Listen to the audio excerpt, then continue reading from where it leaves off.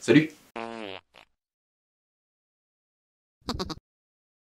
Bienvenue pour ce deuxième épisode de Top Animé. Si t'as pas vu le premier, tu peux le trouver ici.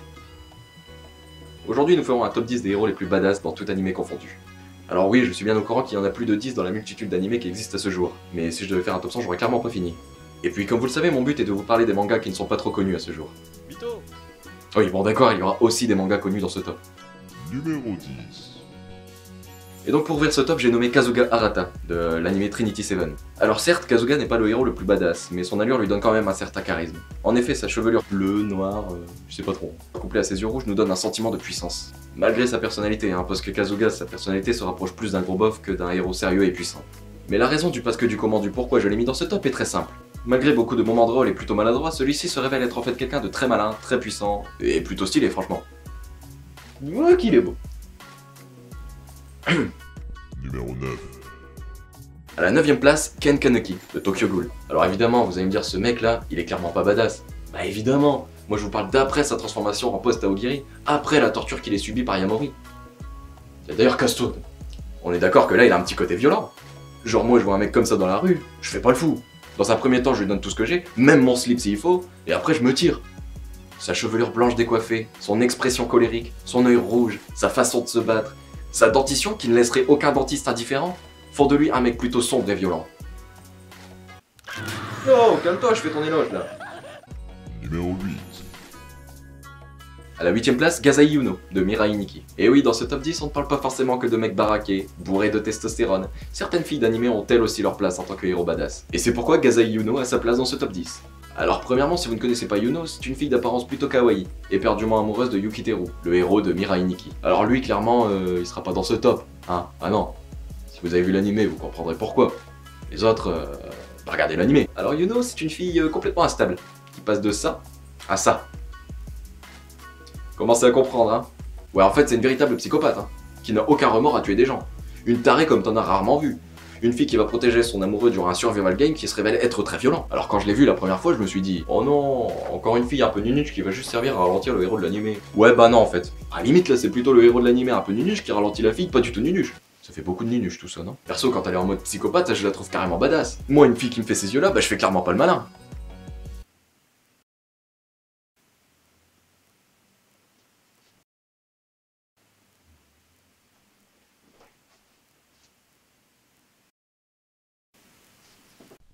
Numéro 7. À la 7ème place, Shinya Kogami, de Psychopass. Eh ouais, on peut dire ce qu'on veut, hein. Ce mec a quand même un certain style. Quand il est vêtu de son beau costume noir accompagné de sa petite cravate, les cheveux en bataille et ses yeux gris qui lui donnent un petit air canaille, il est plutôt stylé. En plus, sa façon de résoudre les affaires sur lesquelles il doit enquêter, je trouve ça plutôt impressionnant. Limite, Détective Conan peut aller se rhabiller. Au rayon enfant qui habille.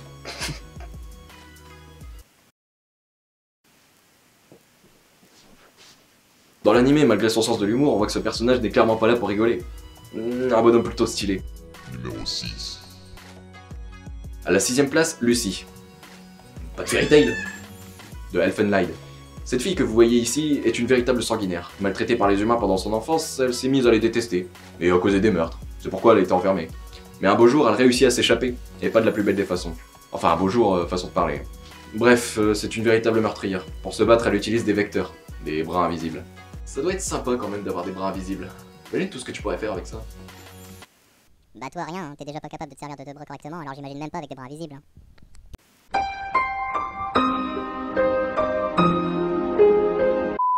Enfin, l'animé quelque peu chelou, hein. Mais ça, je vous en parlerai dans une autre vidéo. Ou peut-être pas. Par contre, je me dois de vous dire que l'animé est plutôt violent, hein. C'est simple, les mecs qu'on croise dans l'animé, on dirait des Lego. Une partie de leur corps se détache d'une façon inouïe. Non, en vrai, si vous n'aimez pas le gore, ne regardez surtout pas l'animé. Non mais vraiment. Ah, c'est un festival de boyaux, hein. Numéro 5. À la 5ème place, Mikasa Ackerman de Shingeki no Kyojin. Alors forcément, comment ne pas parler d'elle? C'est une des filles d'animé les plus stylées. Sa façon de se tenir, sa froideur, sa puissance font d'elle un des personnages les plus charismatiques que j'ai eu l'occasion de voir. Mikasa, avant, c'était ça. T'as compris? Mikasa. Mikasa, ma maison. Pour résumer vite fait, elle est passée de ça à ça, à cause du meurtre de ses parents par des bandits. Maintenant, sa seule raison de vivre, c'est son frère adoptif Eren. Ah, lui aussi, il est plutôt stylé. Sa rapidité, son courage et sa détermination font d'elle une véritable guerrière. Parce que perso, je vois un titan énorme me foncer dessus, bah j'aurais pas la même réaction qu'elle, hein. Enfin si, peut-être sa rapidité. mais pour m'enfuir. Numéro 4. Numéro 4. Guts de Berserk. Bon, je crois qu'il est inutile de présenter Guts, hein, cette armoire à glace dont le corps possède plus de muscles que d'os et dont la puissance n'a d'égal que l'infini. Bon, déjà, quand on voit comment il est né, on peut se dire que ce mec ne passera pas sa vie à éduquer des caniches. Bah ouais, il est né en ayant été extirpé des tripes de sa mère pendant que celle-ci était pendue à un arbre. Donc morte. Et donc il a été élevé par un groupe de mercenaires. À 6 ans, le mec apprenait déjà à manier l'épée. Bon, puis il faut dire aussi que Guts est connu pour sa célèbre scène de rage où celui-ci n'hésite pas à se couper le bras, enfin plutôt s'arracher le bras, afin de sauver sa femme des bras de son meilleur ami qui l'a trahi. Un moment très violent et très gore qui fait que le perso qui était déjà badass avant devient encore plus puissant et stylé. Numéro 3. On arrive sur le podium avec la 3ème place, Alucard de Hellsing. Regardez-moi ça. Est-ce qu'il y a vraiment besoin de dire quoi que ce soit à son sujet? Ce mec est d'un charisme inouï, possédant une multitude de pouvoirs surnaturels, utilisant des armes que les humains ne pourraient même pas utiliser. Une chevelure soyeuse à tel point que Jean-Louis David peut aller se faire voir. C'est un vampire assoiffé de sang. Logique.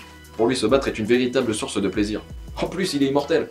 Bah ouais, il a été condamné à vivre éternellement. Donc du coup, il est jaloux envers les êtres mortels. En plus, son cynisme et son ego démesuré font de lui un héros vraiment charismatique. Oh, par contre, c'est un véritable sadique, hein. Lui, il est plutôt du genre à prendre son steak saignant, hein, si tu vois ce que je veux dire. Ouais.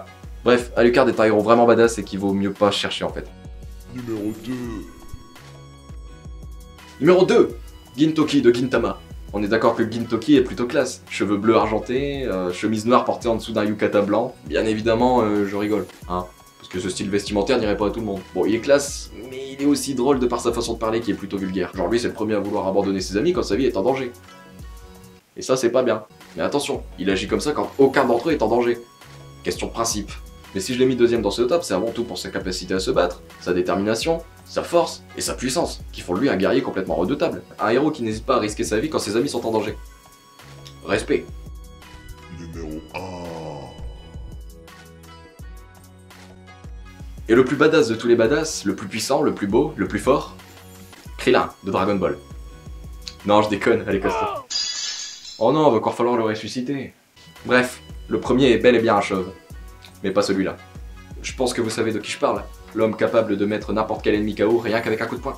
Et oui, bien évidemment, je parle de Saitama. Alors vous me direz, lui là, le petit chauve là, badass? Ah bah évidemment, comme ça il inspire pas la peur. Hein. Mais si je vous montre ça, ah bah on fait tout de suite moins le malin là, hein. Et puis quand tu sais qu'il peut t'envoyer sur la planète de la denrée rien qu'avec un coup de poing, bah tu t'abstiens de rigoler de son aspect burlesque. Bon, puis avant il avait des cheveux. Et à cause de son entraînement, il a tout perdu. Ah bah pourquoi tu crois que je fais pas de sport? Ah le mec est tellement balèze qu'il me rend jaloux. Non mais la dernière fois, je galérais à ouvrir un pot de confiture, j'avais le bras engourdi, ça arrive. T'as le biceps faible, ouais. Quoi? Bah dis-toi que je me suis demandé si j'allais pas me mettre à l'entraînement de Saitama. Après je me suis rappelé que j'avais pas une tronche à être chauve. Alors j'ai abandonné. Bref, Saitama est un héros puissant, plutôt vénère, et avec qui faut pas jouer au jeu des ronds. Hein. Mais si, vous savez le jeu où vous faites ça en dessous de la ceinture et si votre pote regarde, bah vous lui mettez une baigne. Bah d'ailleurs vous avez regardé donc non parce que si tu joues à ça avec lui, je peux te dire que tu finis en kit dans un cercueil. Comme les meubles Ikea. Ah c'est ça. Un mariage, un baptême, un enterrement de vie de garçon, appelez Jean-Claude et Dany. Gag en tout genre, spectacle de marionnettes, un duo d'exception qui vous animera une soirée en quelques secondes. Jean-Claude et Dany, petits et grands seront conquis. Bref, si vous n'avez toujours pas vu l'animé, je vous le conseille. De bons moments de baston, de rigolade et de complexe à passer. Voilà ce qui clôt ce deuxième épisode de Top Animé. S'il vous a plu, n'hésitez pas à mettre un pouce bleu. Vous pouvez également me dire dans les commentaires quel héros d'animé vous trouvez badass. Sur ce, je vous laisse, je vous fais des bisous et je vous dis à plus dans une prochaine vidéo. Ciao.